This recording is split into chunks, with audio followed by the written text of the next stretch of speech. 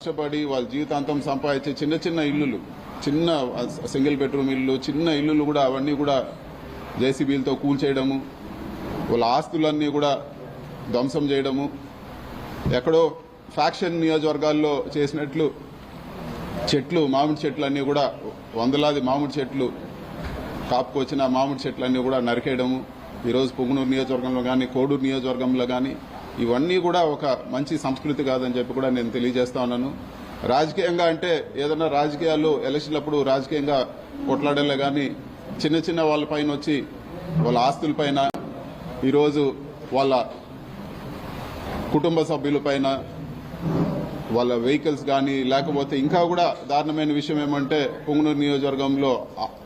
పేదవాళ్ళు ఆవులు మేపుకొని బతికే వాళ్ళు ఆవులు దొంగతనం చేసి తీసుకెళ్లిపోవడము, కళ్యాణ మండపాలు కూల్చడము,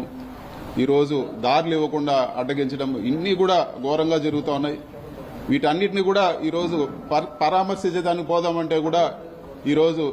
పోలీసులపైన ఒత్తిడి తీసుకొచ్చి హౌస్ అరెస్ట్ చేయడం జరిగింది.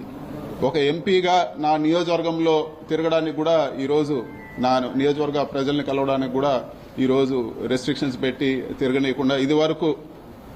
షెడ్యూల్ పెట్టుకుంటే పోలీసు వారు ఇంకొన్ని రోజులు పోనీయండి సార్, ఎలక్షన్ అయింది ఇప్పుడే కొన్ని రోజులు పోనీయండి అని, మరి ఈ రోజు కూడా హౌస్ అరెస్ట్ చేసి ఆపాల్సిన అవసరం ఏముందని చెప్పి కూడా నేను అడుగుతా ఉన్నాను.